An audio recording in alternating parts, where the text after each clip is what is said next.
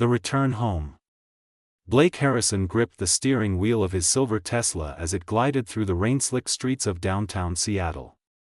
15 years had passed since he'd left this city with nothing but a backpack and a dream coded into his laptop. Now he was returning as the founder of NextGen Solutions, a software company worth $2 billion. The tech magazines called him a genius. Forbes had featured him twice. Yet as he drove past the familiar landmarks of his youth, none of that seemed to matter. The reason for his return was simple: his father had passed away, and Blake needed to settle the estate. He'd planned to stay only 3 days, sign the necessary papers, and fly back to San Francisco. But fate had other plans.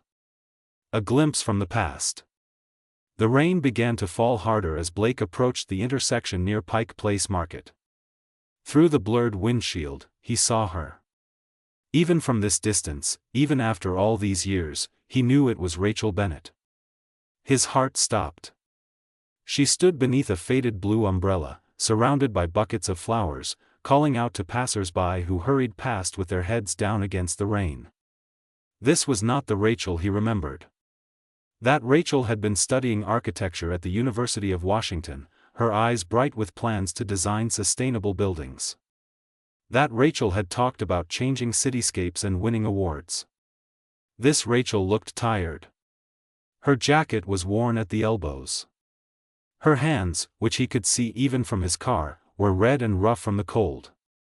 Blake pulled into a parking spot 2 blocks away.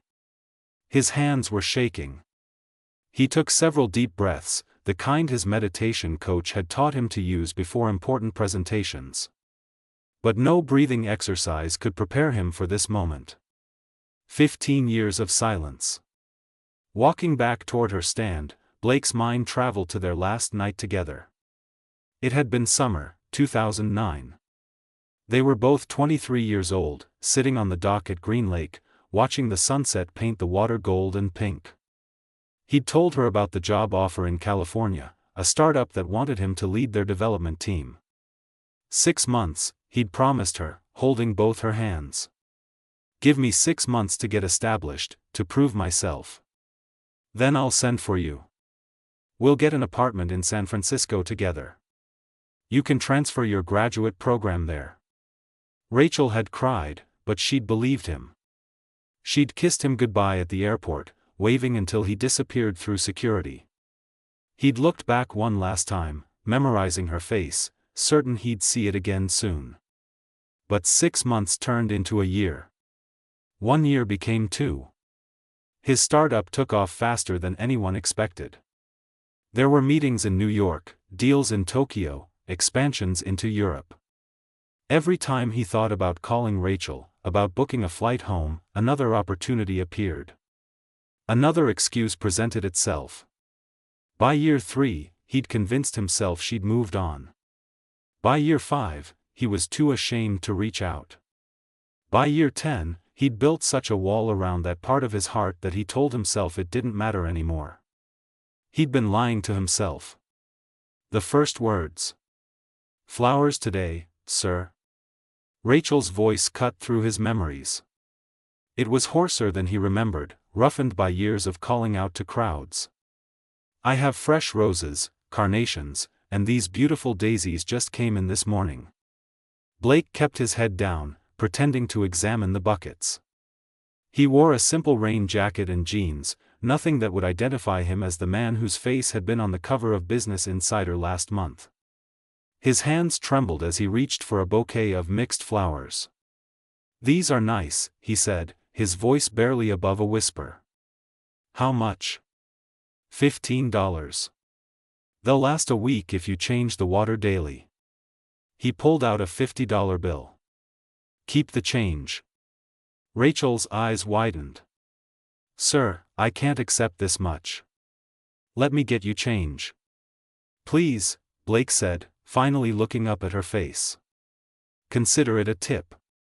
You're out here in the rain. You deserve it. Their eyes met. Blake watched as confusion flickered across her face, then recognition, then something that looked like pain mixed with disbelief. The flower bouquet slipped from her hands, falling into a puddle at their feet. Blake? Her voice cracked on his name. He nodded, unable to speak. The weight of recognition. For a long moment, they stood frozen.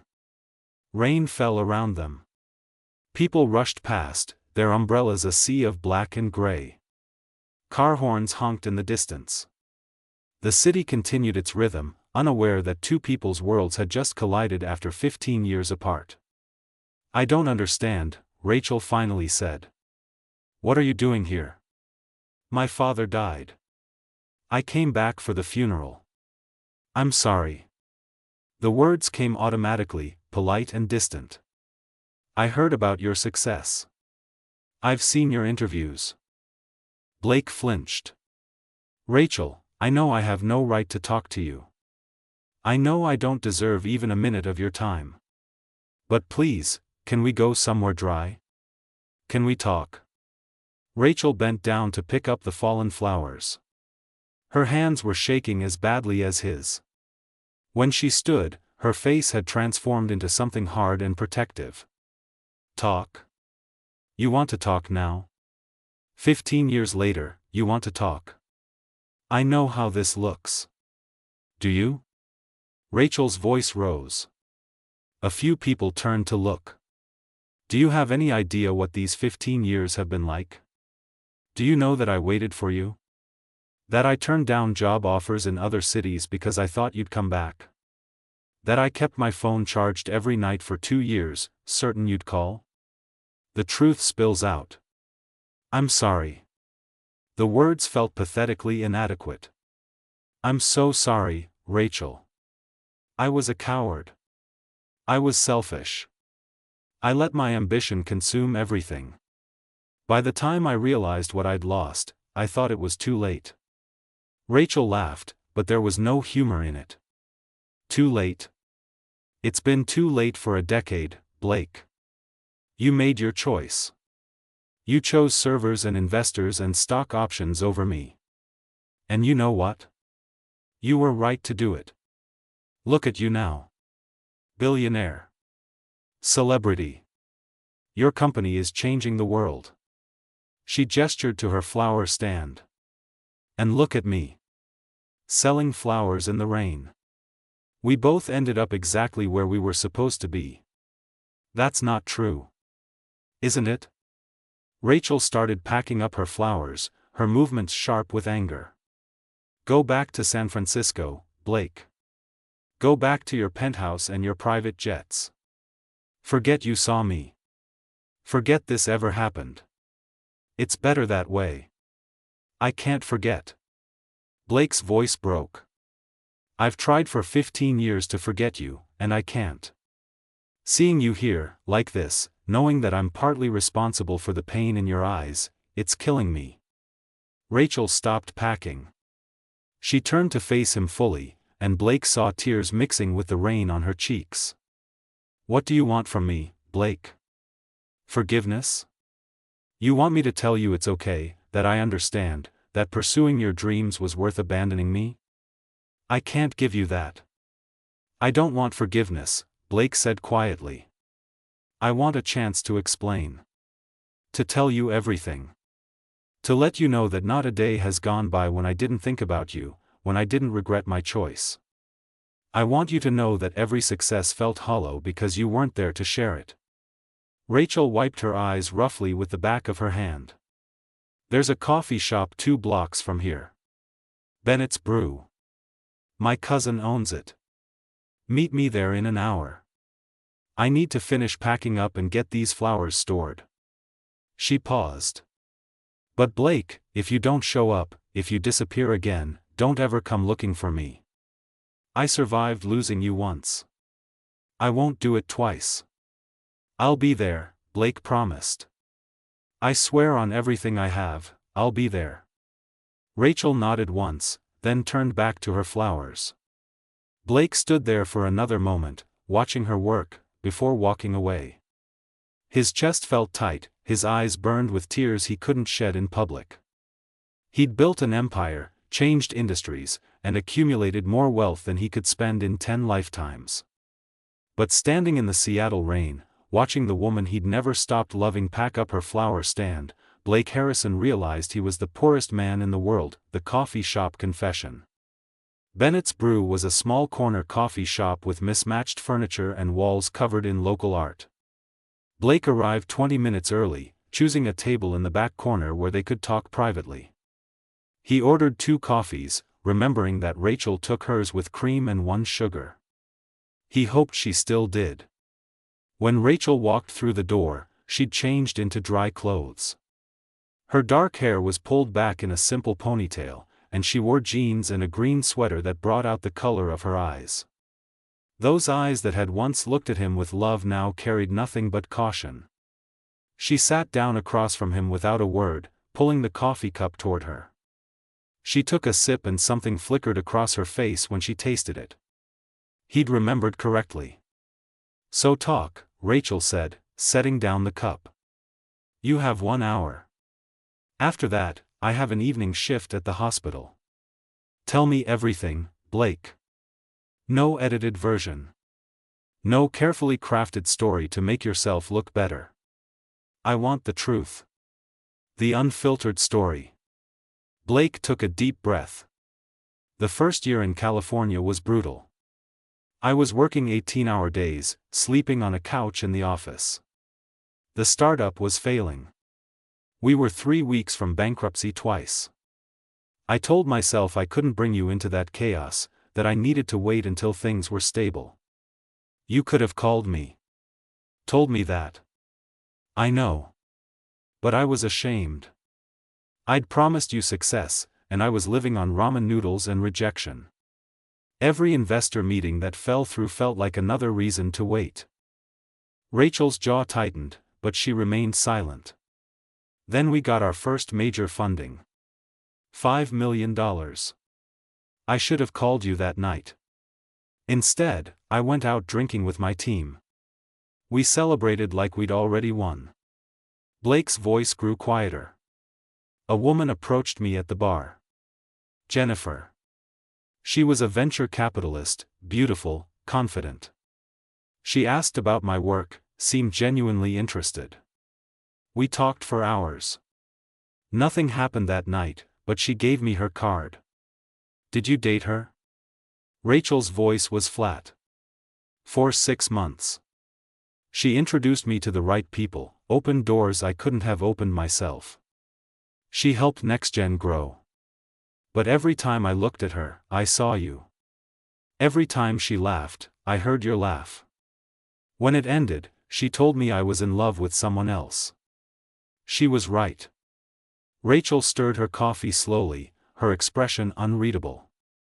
"Continue." "The years of justification. By year 3, NextGen was worth $50 million. I bought a house in Palo Alto. I had money, success, everything I'd promised to achieve. But I still didn't call you." Blake forced himself to meet her eyes. "Want to know why?" "Because I was a coward. I convinced myself you'd moved on, that you were probably married, that reaching out would just hurt both of us. The truth? I was terrified you'd reject me. That you'd tell me the success meant nothing because I'd sacrificed us to get it." "You were right to be afraid," Rachel said softly.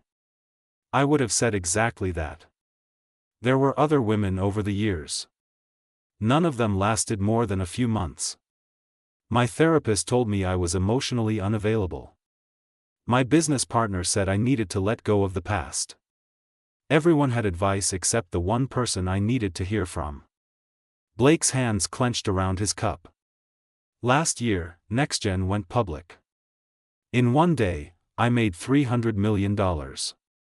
I was standing on the floor of the stock exchange, watching the numbers climb, and all I could think was that you should have been there.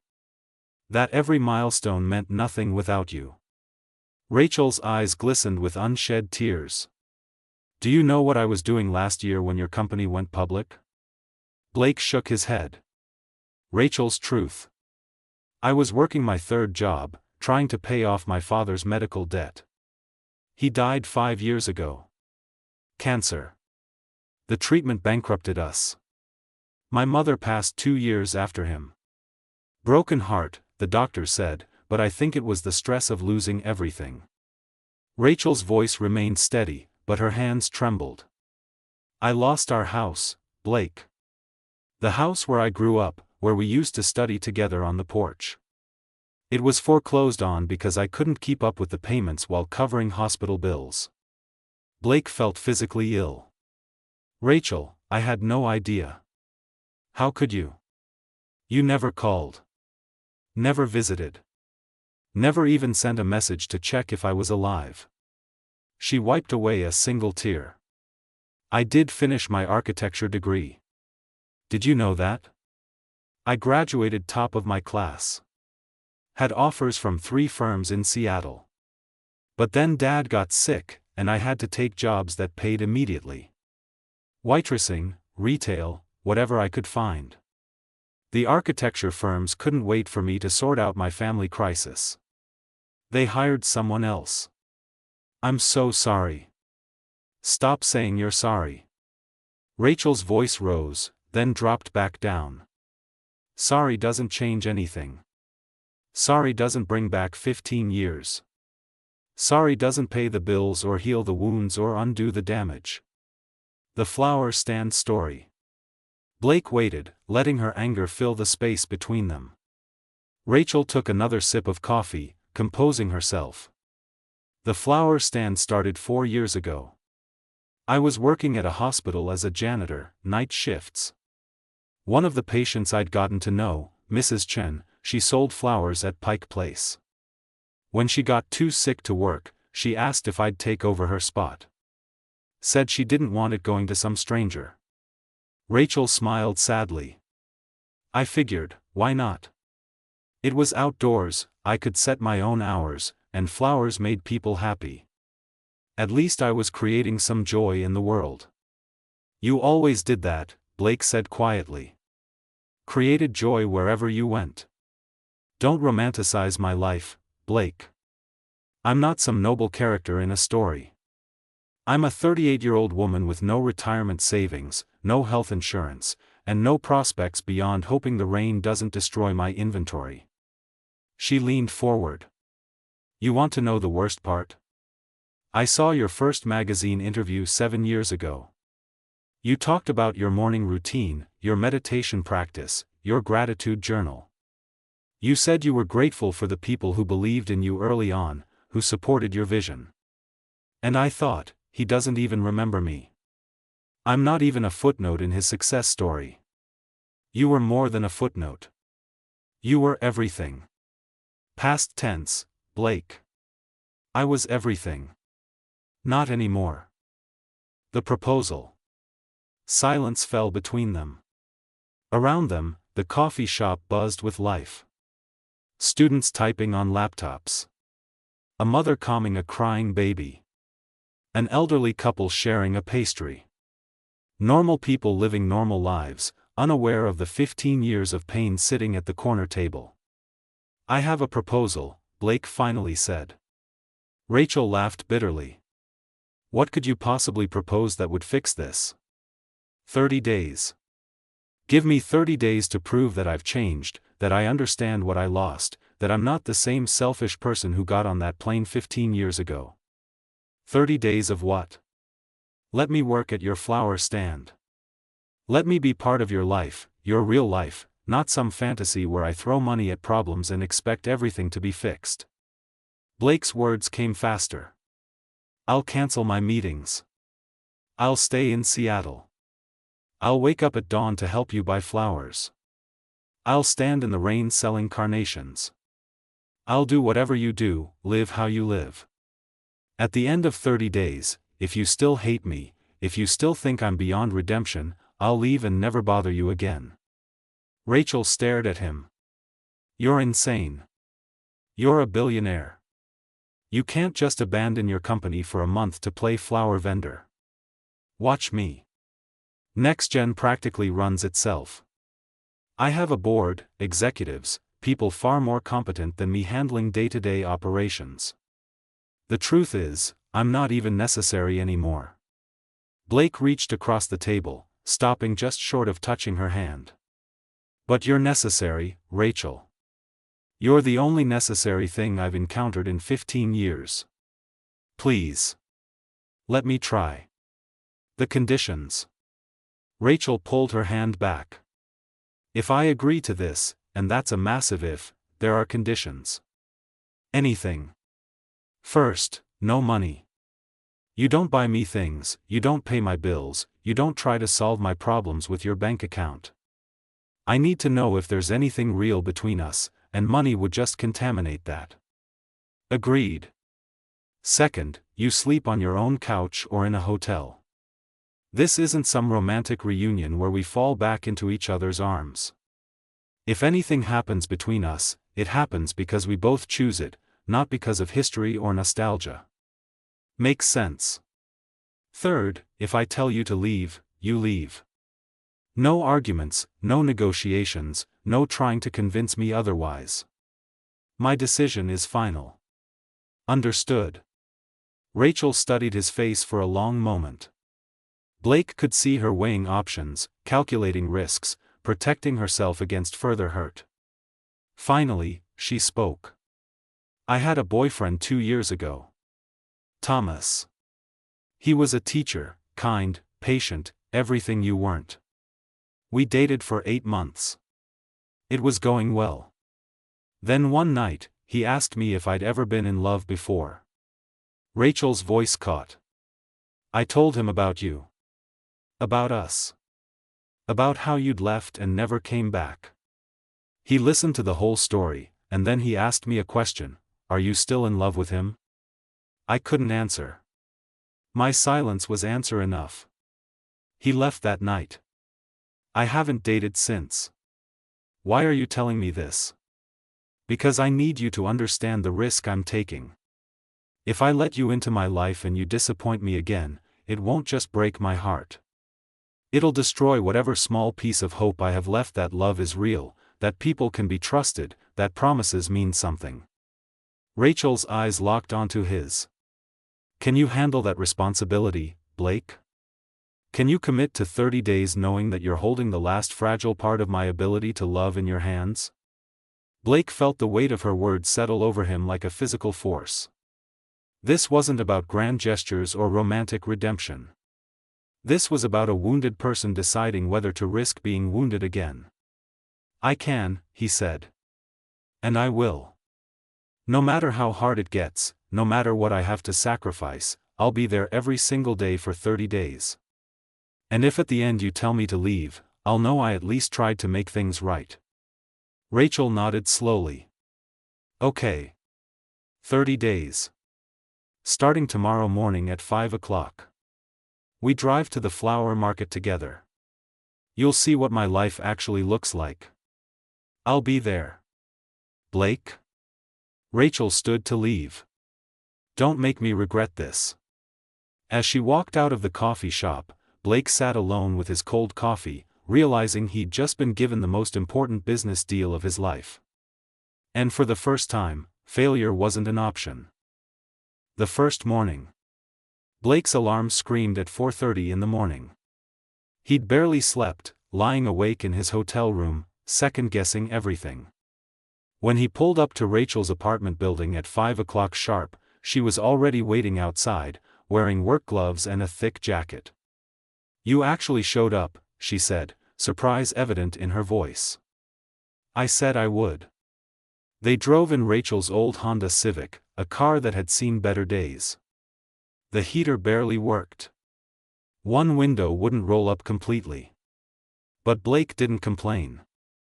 He watched Seattle wake up around them, the city he'd left behind now foreign and familiar at once.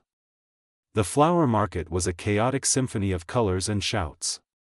Vendors called out prices. Buyers haggled in multiple languages. The smell of fresh flowers mixed with diesel from delivery trucks. Rachel moved through it all with practiced efficiency, examining stems, checking freshness, negotiating prices with vendors who clearly knew and respected her. These roses are brown at the edges, Tommy. I'll give you 40 for the bunch, not 60, Rachel said to a burly vendor. You drive a hard bargain, Rachel. I drive a fair bargain. You know these won't last past Wednesday. Blake watched her work, seeing a side of Rachel he'd never known existed. This wasn't the dreamy architecture student he remembered.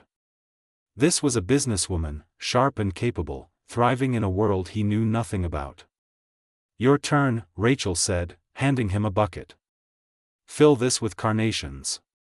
Mix of colors. Try to get ones that aren't too open yet. Blake spent the next hour learning the subtle art of selecting flowers. Which stems were too woody? Which buds were about to bloom versus which would never open? How to spot disease in leaves. Rachel corrected him patiently, showing him techniques she'd learned over years of practice. By the time they loaded her car with flowers, Blake's back ached and his hands were scratched from thorns. They hadn't even opened the stand yet. Learning humility.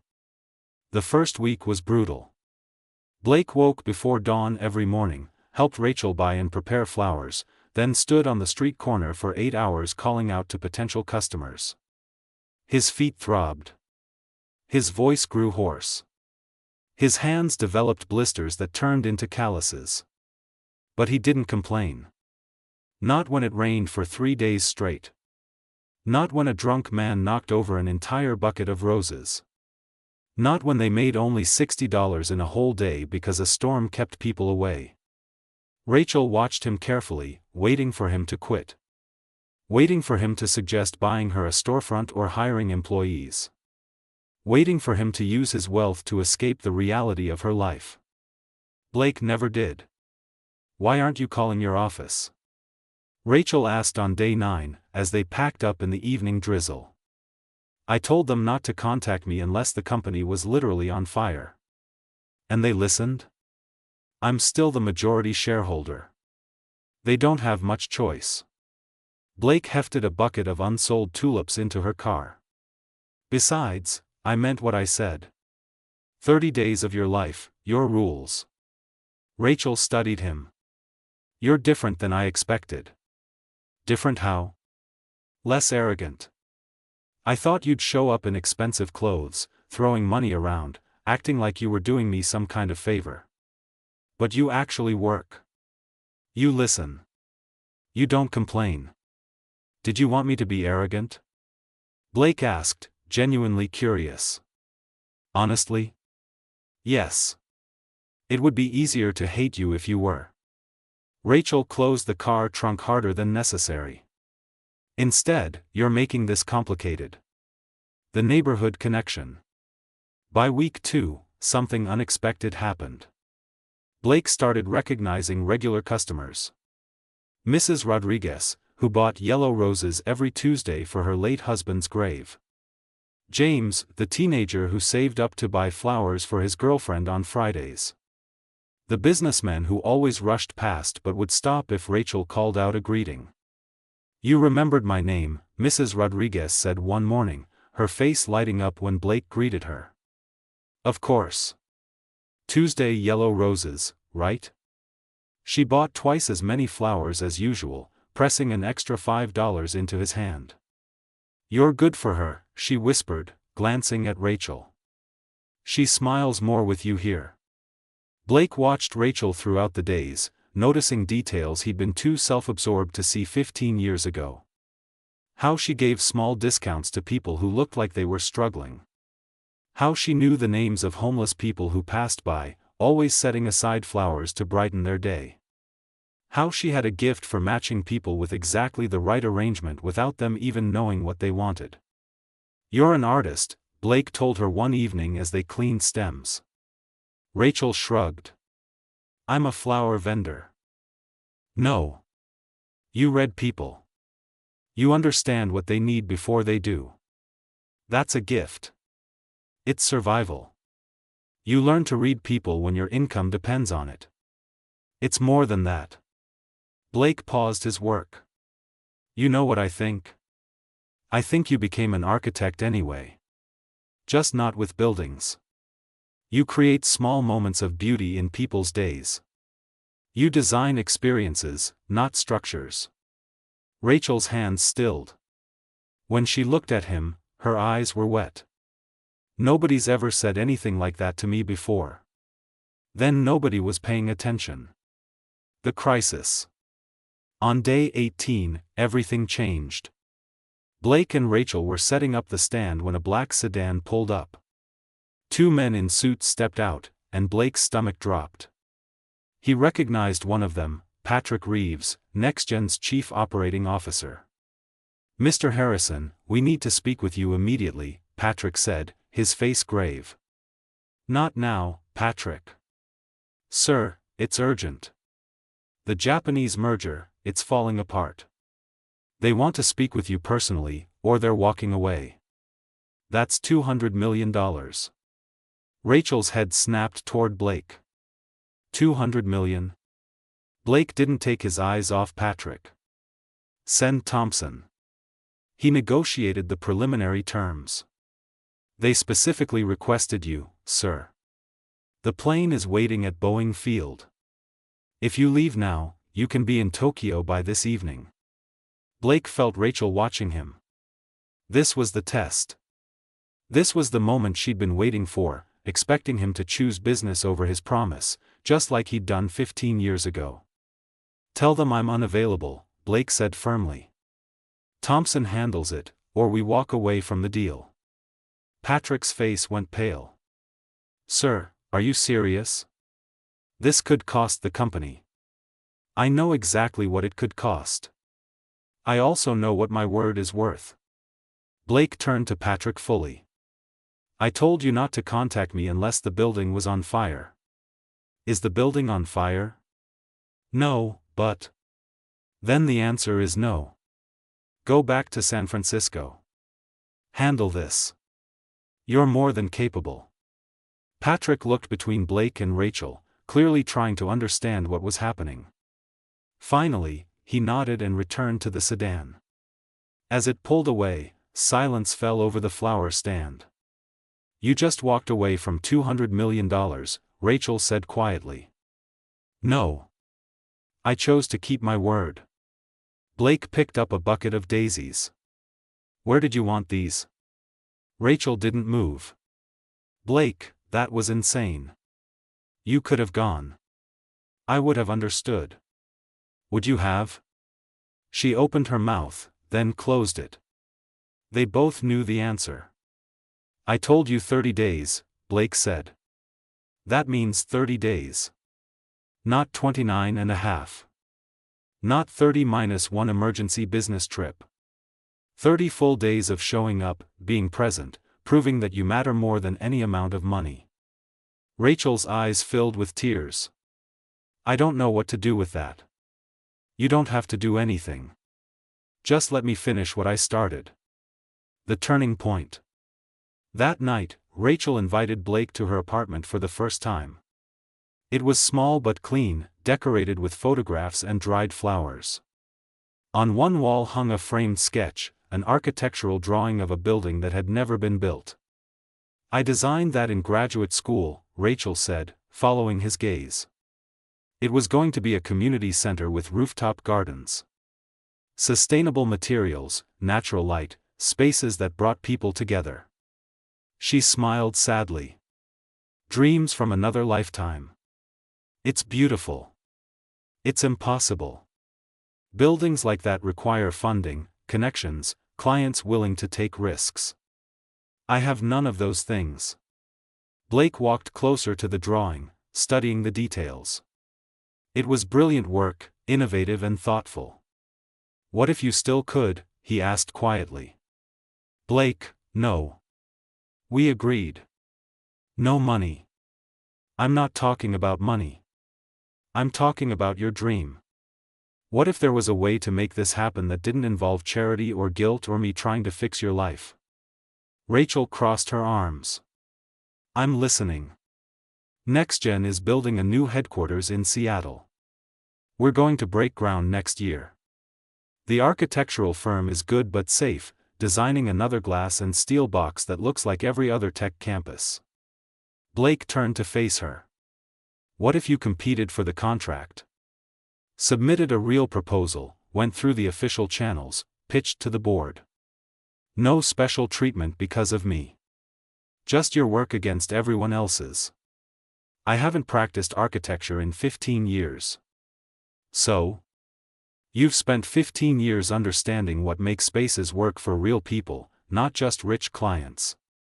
You've learned how to create joy and beauty with limited resources. That's better experience than any firm can offer. Rachel stared at him. You're serious. Completely. I'll recuse myself from the selection process. I won't be in the room when you pitch. If your design wins, it's because it's the best, not because of our history. And if I lose? Then you lose. But at least you tried. At least you didn't let your dream die on a wall in a small apartment. The proposal. Rachel walked to her window, looking out at the Seattle skyline. When you left 15 years ago, I was angry for a long time. Then I was sad. Then I was numb. I convinced myself I'd moved on, that I didn't need you or love or any of it. I just needed to survive each day. And now? Blake asked softly. She turned to face him. Now I'm terrified.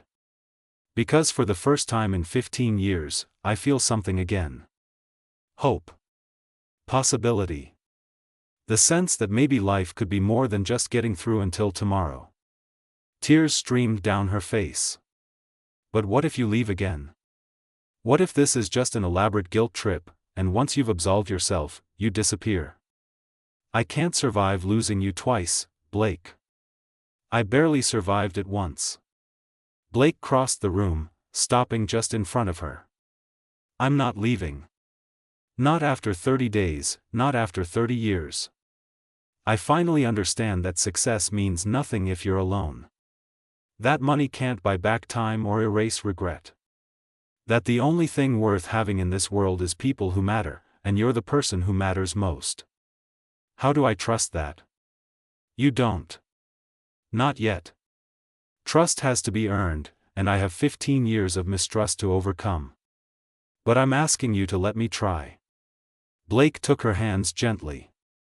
After this 30 days ends, I'm selling my house in Palo Alto. I'm moving back to Seattle permanently. I'm going to be here, whether you want me in your life or not. You'll see me at the grocery store. At coffee shops. Maybe even buying flowers from your stand. I'm not hiding anymore. I'm not running. I'm staying, and I'm going to spend however long it takes proving that I've changed. Rachel searched his face for any sign of doubt. What about your company? I can run NextGen from anywhere. And honestly, it's time I stepped back anyway. Let the next generation of leaders take over. I built something successful. Now I want to build something meaningful. The final day. Day 30 arrived on a Saturday. Blake woke up knowing this was it, the moment when Rachel would decide his fate.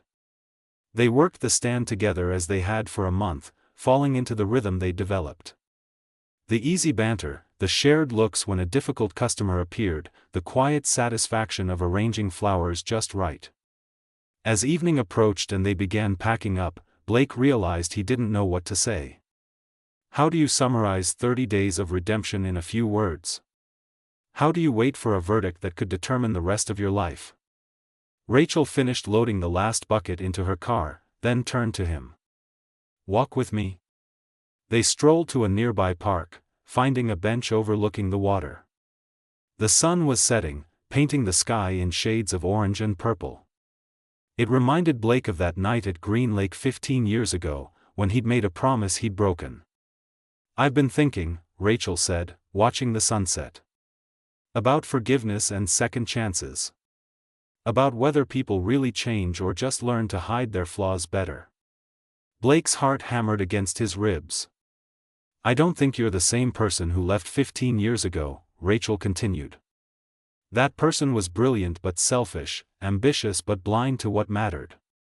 The man who showed up every morning at 5 for 30 days, who walked away from hundreds of millions of dollars, who learned to arrange carnations and remember customers' names, he's different.